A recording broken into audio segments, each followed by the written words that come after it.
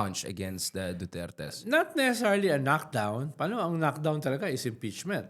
No? Hindi, knockout na yun. Hindi kaya knockout na yun. Knockdown. Pwede, Yung pwede. medyo Oh. knockdown I na. stand corrected. Stand Hindi ka kasi corrected. marunong mag-shadow boxing. Sir Ronald, So, if you watched my shadow boxing properly, I was teaching what is knockdown, what is Sa knockdown. akin kasi pag knockdown, knockout na rin. The knockdown yung pwede ka pa rin gigising. Pag Bibilayin meron ka, ako, 1, pag 2. meron ako ni-knockdown, hindi na makakabangon. Oo. Ibang knock na yata yun, Sir Ronald. RPG ba yan?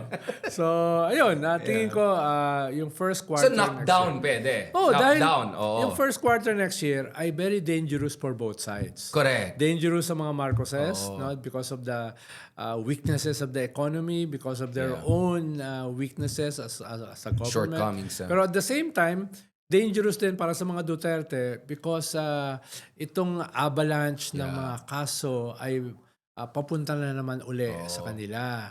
So, at ito ay magandang opportunity para sa isang third pole political project Third na force, mag-emerge, no?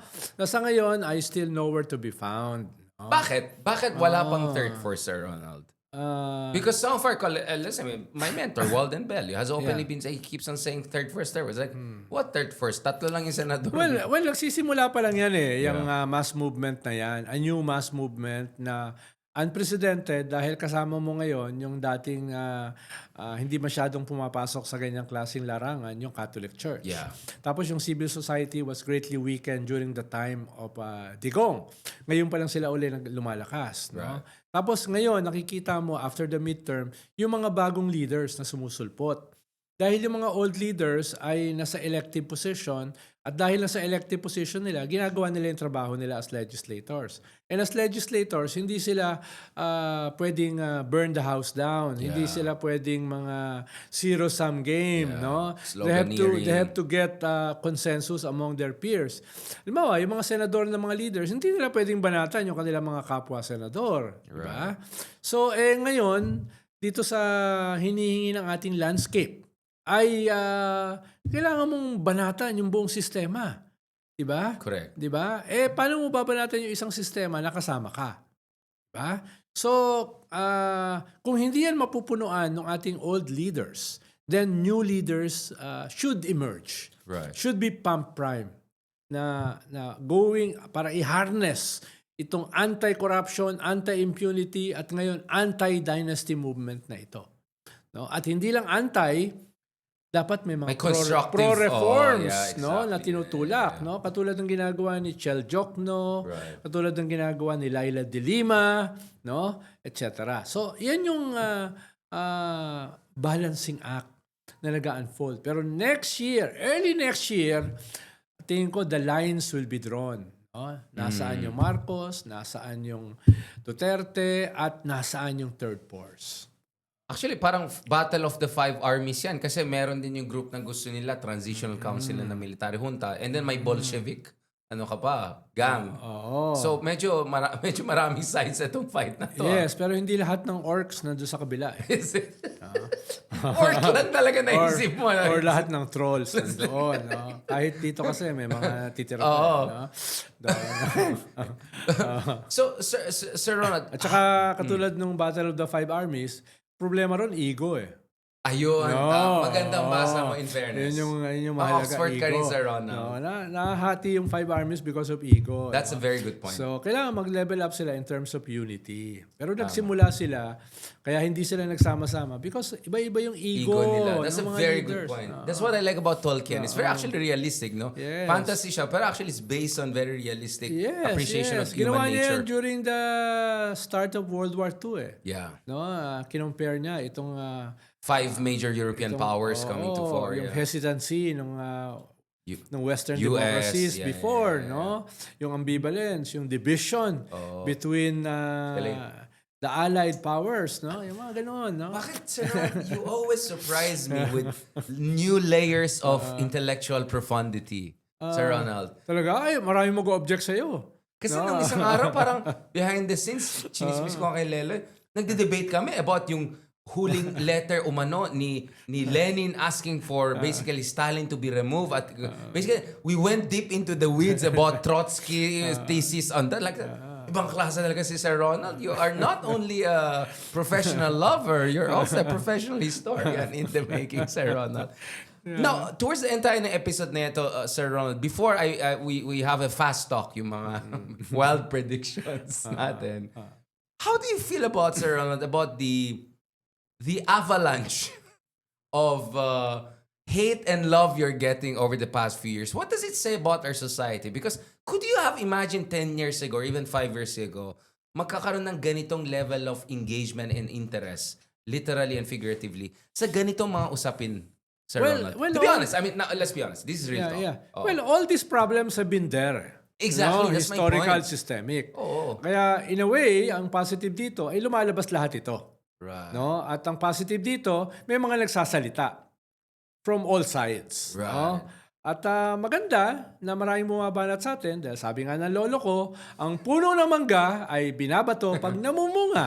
So, we must be doing something right. Right. Yeah. Kahit konti man lang. Konti man lang. Yan. Oo. Kaya, Heckler tayo, heckler. tsaka birds of the same feather are the same birds. Yun No? nga, So, but I still regret that night we met and you offered. at saka, The beast in me. The tsaka beast sabi in ni me. Nietzsche, what doesn't destroy you will strengthen you. Yun nga, kaso, So I'm helping strengthen you. not sure about No. that. Kasi may lagnat tayo lahat eh. oo. Buhay pa tayo pero may Kaya, lagnat tayo. kaya pag binubuli kita, dapat ma-appreciate mo. Yung nanay ko parati nakabantay eh. I'm trying Nakikita to ko. strengthen you, di ba? Every time alam niya si Sir Ronald guess, nakagaling nanay ko. Para pag babanatan ka na ng mga iba, ay kuwang Ready ka na. Ready ka na. Sabi nga ni Oscar Wilde, a good friend stabs you in the front. Yeah. In the front na kaagad Ang eh. problema kung in-stab ka ng friend mo sa jugular. Yun, ayan. dahil- Now, Sir Dahil ang Ronald, weapon of choice ko is kasi isa karambit eh. No. but how do you keep your sanity, Sir Ronald, aside from having fun at the expense of your haters? Kasi ako, By not taking myself too seriously. ay parehas pala tayo. Humble tayo pareho. I'm not too sure. Pwede ko ba pag-isipan niya maigi? Oo naman. Pwede natin tanongin ChatGPT, who are the most humble? Sino mga pinaka-humble na ano? Andiyan na pala sila, Senator Trillanes. Pwede paakyat pala. Ayan, paalisin na natin. Isama mo rito para makita natin. Paalisin na natin guest na to. Isama mo rito para May mag-debate na seryoso kami. to. Kasi itong next guest, he takes himself seriously for good reason. Unlike you, Sir Ronald. Kaya masarap may compare sa kanya. Ako siguro yung combination yun ni Senator Tuy. Ako yung nasa gitna. Huling-huli, Sir Ronald, wild. Alpha male yun eh. Ako, alpha E lang ako eh. Ayan, ikaw, lone wolf. Lone wolf. Sir Ronald, huling tanong. Huling. Safe question ba yan? O Very provocateur? safe. Very safe question, Sir Ronald. Again, I will ask, sinong unang uuwi? Zaldi or Harry? Next year. Harry. Harry talaga. Bakit? Harry. Talagang Team Harry ka ever since, no? Harry. Dahil maraming ayaw pa uwiin si Saldi eh. Kaya, yun ang problema. Pero si Harry, Si Harry, maraming gusto siyang umuwi. No? asa yung law of supply and demand? May law of Lalo supply. na si Mr. Supranational nalulungkot na. Dahil, Wala si Harry. akala ko nagpiloto na siya para tumakas. Baka na hindi tayo updated kay Supra, no? Kay Supra. I think Pero nasa Vienna na siya eh. Si Harry. nauwi na siya. Oo, doon siya pumunta. Actually, doon naman siya unang pumasok eh. Saan? Sa Vienna. Ay. Kaya nga sa Dublin rules, doon siya dapat mag-apply, hindi sa Hague. Oh. Hindi ko alam kung ano yung technicality dyan. Yun nga yun. Pero ngayon, sa nandun na Dublin siya. rules, you cannot apply for asylum. You should apply first doon sa entry country mo. Ang entry niya Austria hindi Netherlands. Yes. At saka mukhang kinukuha na siya ngayon dito sa Netherlands. Pinapaligiran na siya. At hindi siya nakakasigurado na pwede na siyang ma-deport. Kaya pumunta na siya ron. So isang dahilan yon. Yun. Tsaka ganda Austria. Magandang Austria. Oo, baka kasundo niya yung gobyerno ron dahil right-wing yung gobyerno ron eh. Pero what a weird turn of events for Harry Roque. In an alternative universe, kayong dalawa sanang pinakasikat na political analyst. Hindi Sir naman. Ronald. Hindi. Hindi. You don't? Ako, lower level ako. Lower level. I'm not even a political analyst. Political analyst daw, kinakailangan maging objective. objective. Katulad mo, I'm so biased eh. So, Oo naman.